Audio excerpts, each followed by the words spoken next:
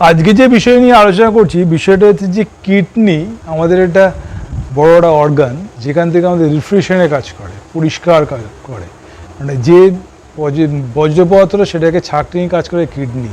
তা কিডনি কী করে ভালো রাখবেন সেই বিষয় নিয়ে আজকে আলোচনা করছি। ভিডিওটা দেখুন, উপকার পাবেন। আর সবাইকে শেয়ার করতে ভুলবেন না, সাবস্ক্রাইব করতে ভুলবেন না। একটাই কথা বলি, আমার হোয়াটসঅ্যাপ নাম্বার এখানে থাকে, হোয়াটসঅ্যাপে আপনি কোনো অসুবিধা হলে কমেন্টস করবেন, আমি আপনাকে হেল্প করে কথা দিলাম। আর একটাই কথা বলি, ভিডিওটা এতটাই ইন্টারেস্টিং, এতটাই জানার বিষয়, এটা আপনি কেন, যে কোনো লোক, আপনার ছেলে মেয়ে হোক, আপনার আত্মীয় স্বজন হোক, সবাই যদি জানতে পারেন তাহলে আপনি এবং সাবধান হবেন, তার সঙ্গে সঙ্গে আপনার পরিবার, পাশাপাশি প্রতিবেশী সবাই কিন্তু এই বিষয়ে অবগত হতে পারবে যদি এই বিষয়টা যদি জানতে পারেন। তো দেখুন ভিডিওটা শেষ পর্যন্ত, আপনি উপকার পাবেনই পাবেন।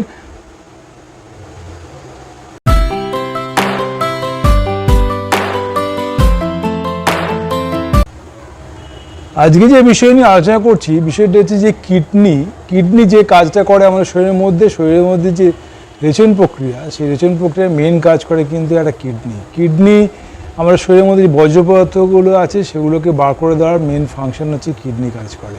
কারণ কিডনি খারাপের যে লক্ষণ, সেই লক্ষণগুলো আমি কিছু কিছু বলছি, সেই লক্ষণগুলো আপনি জানতে পারলে আপনি সজাগ হয়ে যাবেন যে এই লক্ষণগুলো আমার মধ্যে নেই।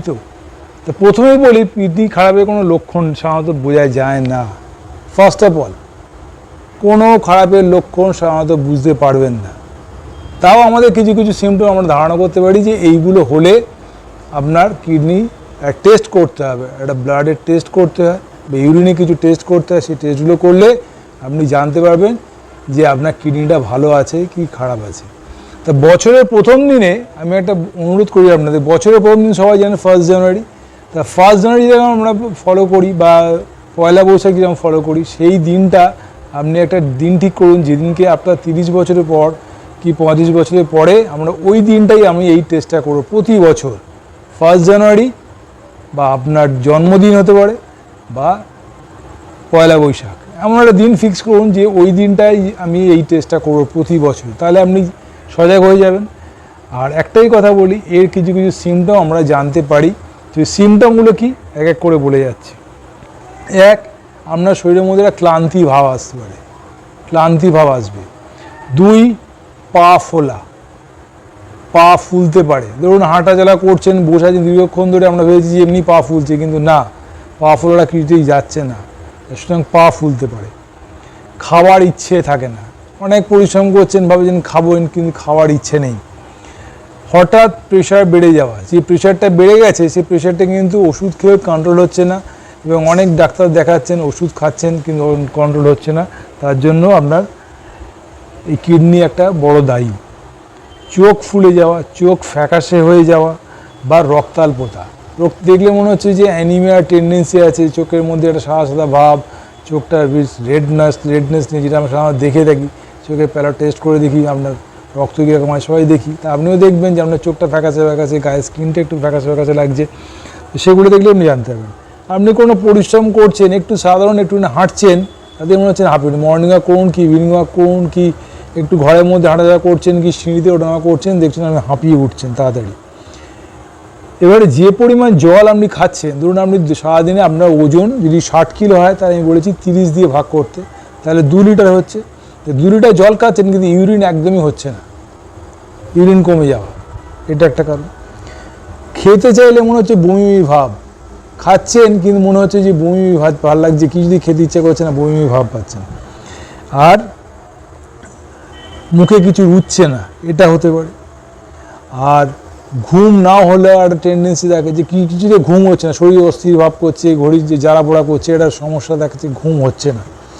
আর শেষে যেটা বলি একটা আছে, সেই সিমটমটা হচ্ছে আপনার যে ইউরিন করছেন, যেখানে ইউরিন করুন সেখানে ফেনা ফেনা মতো ইউরিনটা হচ্ছে। এর অনেক রকমের সিমটম আছে, সাধারণত এই কটা সিমটম আমি বললাম। যে সিমটমগুলো যদি আপনি থাকেন তাহলে অবশ্যই আপনি ডাক্তার দেখাবেন, নেফ্রোলজিস্ট একটা ডাক্তার দেখাবেন বা ইউরোলজিস্ট ডাক্তার, যেটা আপনার পছন্দ সেটা আমার ডাক্তার দেখাবেন, বা আপনার পার্শ্ববর্তীকালে জেনারেল ফিজিশিয়ান দেখাবেন। এই জেনারেল ফিজিশিয়ান দেখাবেন, তাকে আপনাকে ডায়াগনোসিস করবে যে আপনার কিডনি কোনো সমস্যা হচ্ছে নাকি। তো কী কী টেস্ট তা আমি একটা প্রিলিমিনারি বলে দিই।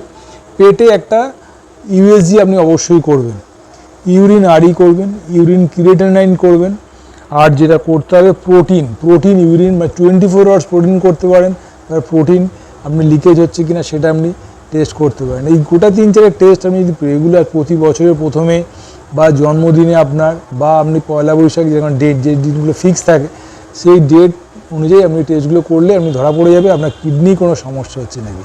তো কিডনির অনেক রকমের সিমটম আমি দেখতে গিয়ে এই সিমটমগুলো বললাম। আর মেইন যে দুটো সিমটম, এর থেকে আমি একটা জিস্ট করে দিচ্ছি, মেইন যে দুটো সিমটম সেটা হচ্ছে পা ফুলবে, অনেক ওষুধ খেয়েও পা ফোলা কমবে না, আর ক্লান্তি ভাব, কিছুতে এনার্জি পাচ্ছেন না, অনেক পরিশ্রম করছেন, জিম করছেন, দৌড়চ্ছেন, ভালো খাওয়া দাওয়া করছেন, ঘুম ভালো হচ্ছে, কিন্তু আপনার ক্লান্তি ভাবটা কিছুতে যাচ্ছে না। তখনই আপনি ধারণা করতে হবে যে আমাকে ডাক্তার দেখাতে হবে। ডাক্তারের টেস্টগুলো করলেই আপনি কিডনি নিয়ে সজাগ হয়ে যাবেন। তো এই কিডনি নিয়ে যে সচেতনতা বা কিডনি কী কী লক্ষণ সেটা আমি বলে দিলাম। এবার জাস্ট সিম্পল 2-4টে জিনিস বলে দিই। শরীর সুস্থ রাখতে গেলে যেগুলো আপনাকে ফলো করতে হবে, সকালে উঠে এরকম ফল খাবেন, ঘুম থেকে উঠে এরকম ফল খাবেন। দেখুন এখানে আছে জামরুল আছে, এখানে আপেল আছে, মৌসুম্বি আছে, বেদানা আছে, আম আছে, এখন গ্রীষ্মকাল আম আছে, কলা আছে, কাঁঠালি কলা খাওয়ার চেষ্টা করবেন। তা এই ফলগুলো যে সিজনে যে ফল পাওয়া যায়, আপেল সাধারণত সব বছর সবসময় পাওয়া যায়, মৌসুমি পাওয়া যায়, বেদানা পাওয়া যায়, আম সবসময় পাওয়া যায়, কলা সবসময় পাওয়া যায়। তো এই যে কমন ফলগুলো সেগুলো বললাম। সকালে উঠে আপনার ওজন যদি 60 কিলো 70 কিলো হয়, তার হাফ অন্তত 300 গ্রাম কি 350 গ্রাম আপনি ফল খাবেন, 4-5 রকমের ফল। এটা গেল। এর একটা মিথ আছে, আমরা বলি যে ভারী পেটে ফল আর খালি পেটে জল, আমরা বলি, কিন্তু এর নিয়ম হচ্ছে কি, ভারী পেটে কখনো ফল খাবেন না। কথাটা হচ্ছে ভরপেট ফল, যে পরিমাণ আমরা খাই যে খাবারটা ভাত, ডাল, সবজি, মাছ যেগুলো খাই, তারপরে যদি ফলটা খান, সেটা যে খাবারটা খাচ্ছেন সেটা কিন্তু আমাদের শরীরের মধ্যে একটা অ্যাসিডিটি সৃষ্টি করছে। সুতরাং এই অ্যাসিডিটি বন্ধ করার জন্য আগে ফল খাবেন, তারপরে আপনি দুপুরে সকাল থেকে ফল খেতে শুরু করলেন, তারপরে আপনি ভাত খান, যাই কিছু খান, দুপুরে লাঞ্চ করুন বা রাত্রে ডিনার করুন। 3টে জিনিস আপনি রাতে খাবেন না। একটা হচ্ছে কলা, শশা আর টক দই রাতে খাবেন না। এবারে বলি খাওয়ার আগে যদি আপনি এই যে ফল খাচ্ছেন তো সকাল থেকে ফল খাচ্ছেন, যদি 300 গ্রাম থেকে 350 গ্রাম ফল খান, 70 কিলো ওজন হয়, বা আপনি 700 গ্রাম ফল খেতে পারেন, কোনো অসুবিধা নেই। 70 কিলো 700 গ্রাম ফল খেতে পারেন, 60 কিলো 600 গ্রাম ফল খেতে পারেন, হাফও খেতে পারেন, কিন্তু ফল খেতে হবে 4-5 রকম, অন্য কিছু টিফিন খাওয়ার দরকার নেই। আর যেটা বলি স্যালাডের মধ্যে আপনি পেঁয়াজ দিতে পারেন, টমেটো, শসা, ক্যাপসিকাম, গাজর, মূলো অনেকে দিতে পারেন, যেগুলো কাঁচা চিবিয়ে খাওয়া যায়, সেই সবজিগুলো আগে খেয়ে নেবেন। সেটা আপনার বডি ওয়েট যদি আপনার 70 কিলো বা 60 কিলো হয়, অন্তত 300 গ্রাম এই জিনিসটা খেয়ে নেবেন। খাবার পরে আপনি দুপুরে ভাতের যে লাঞ্চ, ভাত খান, রুটি খান, সবজি খান, সেটা মাছ খান, যেটা খান সেটা খেতে হবে। তাহলে শরীর আপনার সুস্থ থাকবে, শরীরে আপনার হজম প্রক্রিয়াটা সুন্দরভাবে হবে। আর এই স্যালাডটা খাওয়ার কথা কেন বললাম সকাল থেকে, যে আগে ফল খেয়ে নিলেন, দুপুরে লাঞ্চের আগে এই ডিশটা খেয়ে নিলেন, তারপরে ভাত যা রুটি যা খাচ্ছেন সেটা বললাম। কারণ কি, আমাদের যে খাবারের পাকস্থলী যেটা সেটা সসের মতো, আগে আপনি স্যালাডটা দিন, তারপরে আপনি যা খাবারে সেটা দিন, তাহলে আপনার হজম প্রক্রিয়াটা খুব ভালোভাবে হবে। ফল কখনই খাওয়ার পরে আপনি খাবেন না। তাহলে ভরপেট ফল, ভরা পেটে ফল নয়। তো এই রুলসগুলো জানলেন। আর একটাই কথা বলি, সকালে উঠে রেগুলার ওয়াইজ কপালভাতি করবেন। যে কপালভাতিটা আপনি ছোটোবেলা থেকে যদি আপনি আপনার ছেলে মেয়েদের শুরু করতে পারেন, তাহলে তারা সারা জীবন তারা পেটের এই সমস্যা, কিডনির সমস্যা বা অন্যান্য অনেক রোগ থেকে এই কপালভাতি আপনাকে বাঁচাবে। এবং সকালে উঠে কপালভাতি করুন। আর একটাই কথা বলি, এই ছোট্ট টিপসগুলো জানলেন। আর একটাই কথা বলি, আমার হোয়াটসঅ্যাপ নাম্বার, এখানে থেকে কোনো অসুবিধা আমাকে ফোন করবেন, আমি আপনাকে হেল্প করব।